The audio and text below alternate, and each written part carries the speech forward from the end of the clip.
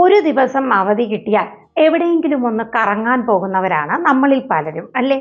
ഞാൻ ഈ അടുത്ത് തിരുവനന്തപുരത്ത് നിന്നും കന്യാകുമാരിയിലേക്കുള്ള യാത്രക്കിടെ ചിതറാൽ ജൈന ക്ഷേത്രത്തിൽ പോയിരുന്നു. ശരിക്കു പറഞ്ഞാൽ കല്ലിൽ തീർത്ത ശില്പങ്ങളും പ്രകൃതി സൗന്ദര്യവും ഒക്കെ ആയിട്ട് നല്ല പീസ്ഫുൾ ആയിട്ടുള്ള സ്ഥലം. നിങ്ങൾ ഈ വീഡിയോ ഒന്ന് കണ്ടു നോക്കൂ. 9-ാം നൂറ്റാണ്ടിലേതെന്ന് കരുതുന്ന ഇവിടുത്തെ പ്രധാന ആകർഷണം കല്ലിൽ തീർത്ത ശില്പങ്ങളാണ്. പാറയിൽ കൊത്തിയ ധ്യാനത്തിലിരിക്കുന്ന തീർത്ഥങ്കരന്റെ വിവിധ രൂപങ്ങളും ശില്പങ്ങളും ചുവരുകളിൽ മഹാവീരന്റെ വിഗ്രഹരൂപങ്ങളും ക്ഷേത്രത്തിൽ കാണാം. വാസ്തുവിദ്യയുടെ ഉത്തമ ഉദാഹരണമായ ഈ ജൈനക്ഷേത്രം ഇപ്പോൾ ആർക്കിയോളജിക്കൽ സർവേ ഓഫ് ഇന്ത്യയുടെ സംരക്ഷണത്തിലാണ്. ഗുഹാശില്പങ്ങളിലെ ധർമ്മദേവതയുടെ ശില്പം പ്രസിദ്ധം. മഹാദേവവർമ്മൻ ഒന്നാമന്റെ കാലത്താണ് ഇവിടെ ജൈനമതം പ്രബലമായിരുന്നത്. സംസ്ഥാനങ്ങളെ ഭാഷാ അടിസ്ഥാനത്തിൽ വിഭജിച്ചപ്പോൾ ചിതറാൽ തമിഴ്നാടിന്റെ ഭാഗമായി തീർന്നു.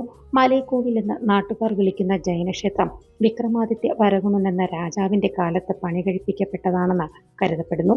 കരിങ്കൽ പാകിയ പടവുകൾ കയറി വേണം ക്ഷേത്രത്തിലെത്താൻ. കുന്നുകയറി ചെല്ലുന്നത് ഒരു വലിയ പേരാൽ മരത്തിന്റെ ചുവട്ടിലേക്കാണ്. അവിടെ വിസ്മയിക്കാം.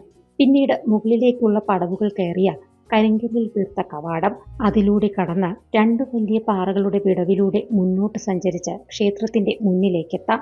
ജൈനശില്പങ്ങൾ പൊതുവെ 2 രീതിയിലാണ് നിർമ്മിക്കപ്പെട്ടിരിക്കുന്നത്. പത്മാസനത്തിൽ അല്ലെങ്കിൽ നിൽക്കുന്ന നിലയിൽ.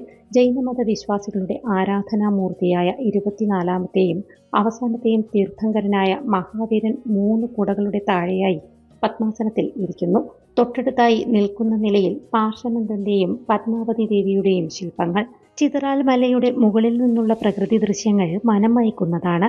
അകലെ കാഴ്ചയിൽ താമ്രപർണി നദിയും മനോഹരമായ പശ്ചിമഘട്ടവും ചേരുന്ന അഴകാർന്ന ഭൂപ്രകൃതിയാണ് ചിതറാലിന്റെ സവിശേഷത. കന്യാകുമാരി ജില്ലയുടെ ഒരു ഏരിയൽ വ്യൂവും നമുക്ക് കാണാം. താഴെയായി ക്ഷേത്രമുറ്റത്തിനടുത്ത് പ്രകൃതിദത്തമായ ജലാശയവും ഒരു സുന്ദര കാഴ്ചയാണ്. ഒറ്റ ദിവസം കൊണ്ട് പോയി വരാവുന്ന സ്ഥലമാണ് നിങ്ങൾ നോക്കുന്നതെങ്കിൽ ഒട്ടും വൈകേണ്ട, വേഗം ചിതറാലിലേക്ക് വിട്ടോളൂ. തിരുവനന്തപുരത്ത് നിന്നാണെങ്കിൽ വെറും 2 മണിക്കൂർ കൊണ്ട് ഇവിടെ എത്താം. അപ്പോൾ പെട്ടെന്നാവട്ടെ.